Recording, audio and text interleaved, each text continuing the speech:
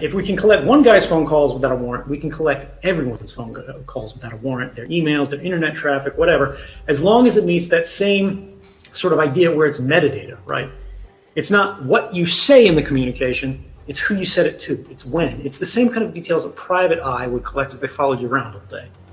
They see when you left your house in the morning, they see where you went, they see the cafe you ate at, they see who you met with at the cafe, but they can't sit right next to you and write down everything you say, because you might go, who is this weirdo that's sitting behind me everywhere I go and writing things down? But electronically, they can assign a private eye to follow everyone in the world all the time. And it's incredibly cheap, it's incredibly easy. This was my job at NSA. On the other hand, we have targeted surveillance. And this I am not a critic of in quite the same way. This is where they go, we have a specific individual. He's a known associate of Al-Qaeda operatives. We have evidence that indicates he's planning attacks in, whatever, in Peshawar or something like that. We've gone to a judge. The judge has said the evidence is there, a standard that authorizes a warrant to go collect information against him, and then they hack into his phone or something else. That's fine, right? As long as it is always the least intrusive means of investigation necessary to achieve an investigative purpose, right? This means you don't go for the atomic bomb to swat a fly, right? You climb the ladder and you go, look, nothing else will work. We have to go after this person. And the judge says, look, that's fine, right? And no judge in the world gets cold feet about authorizing warrants on terrorists. That just does not happen. Our secret rubber stamp FISA court, right? I talked before about this sort of fake court. We have two courts in the United States, two systems of courts. We've got the ordinary open federal courts that everybody knows about. And as part of that grand bargain in the 1970s, the Foreign Intelligence Surveillance Court, called the FISC. All the judges on this court are appointed by the same person, the Chief Justice of the Supreme Court, right? Who at the time now is very seriously conservative. So you don't have a normal mix of opinions on this court. And in the 33 years that its decisions were being studied by Mother Jones, they saw the government had requested warrants through this court about 33,900 times. And in those 33,900 times over 33 years, you know how many times the court said no? 11. Right? So it's not like warrants are hard to get. It's not like this is a huge burden that they can't go around. And all of our laws are written in surveillance for such a way that they've got like 72-hour emergency provisions, where if they think a terrorist has just traveled and they need to hit this guy specifically, they can wiretap him first, then go to the judge 3 days later to actually do the warrant. So they got lots of flexibility here.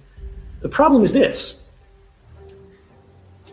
These are natural limitations on the amount of surveillance that the government can do, and the government doesn't like that, right? And I don't mean this is like the NSA is bad, the American government is bad.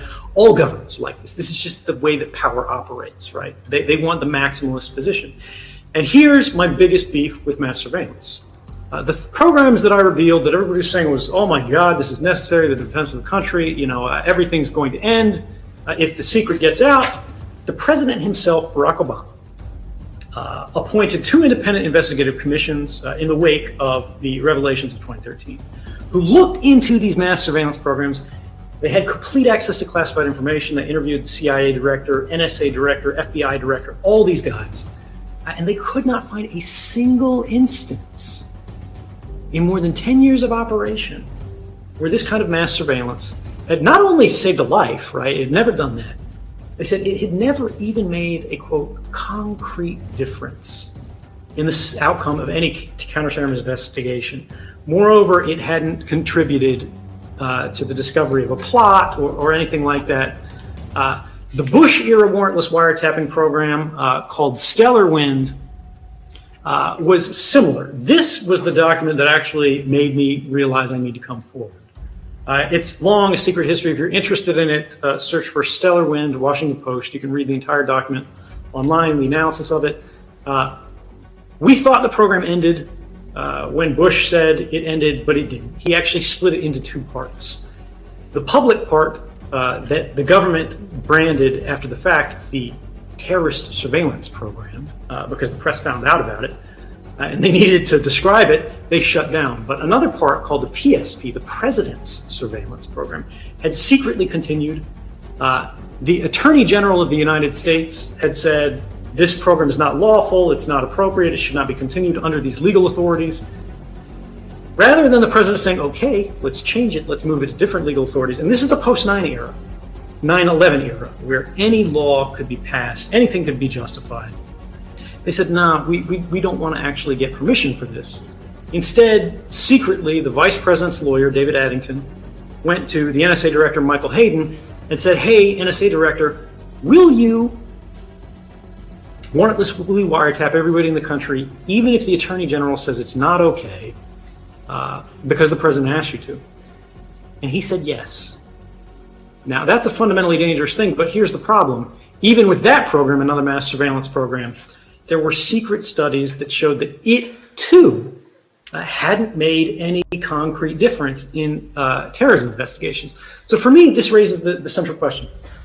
Why are politicians justifying programs on the basis of saving lives, of countering terrorism, that for more than a decade have never shown any value for countering terrorism?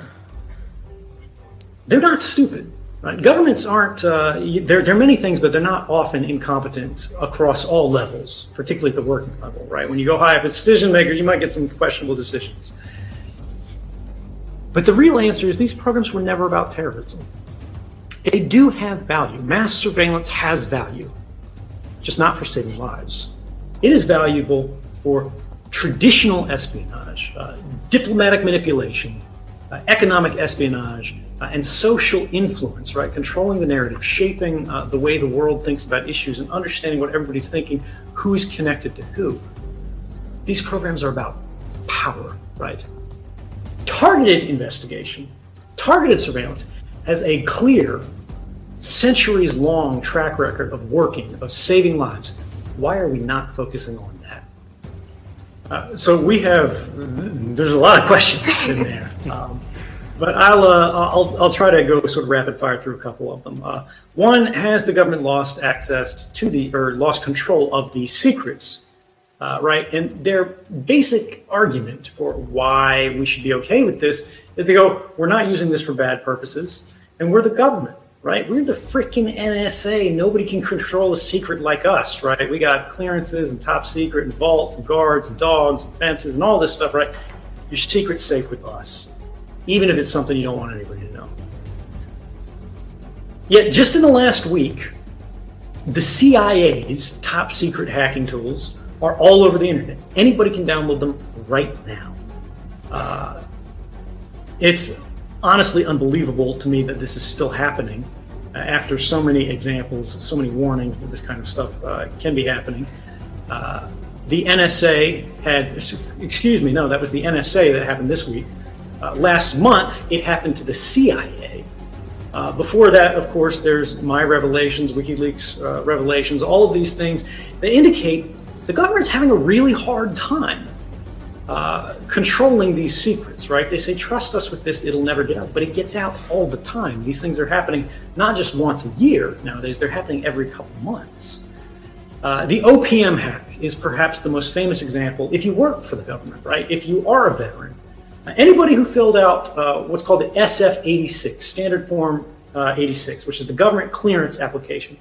It's a 27-page long form, which is basically everywhere you ever lived, have you ever been arrested, you ever go to a therapist, all your family, every job you've ever had, all of your friends, everybody who knew you were here, so they can go, you're not a spy, right? But it's intensely private information. Held for basically every active duty service member because they've all got secret clearances nowadays, and people who have TS have even more in there. This was hacked, they believe, by the Chinese, right? And they have the entire database.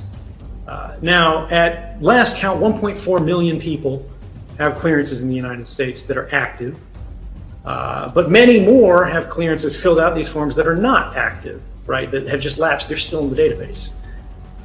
If they can't protect the identities of their actual spies, right, how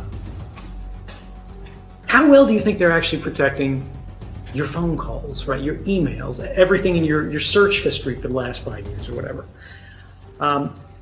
Corporations already have this and they're abusing it in new ways.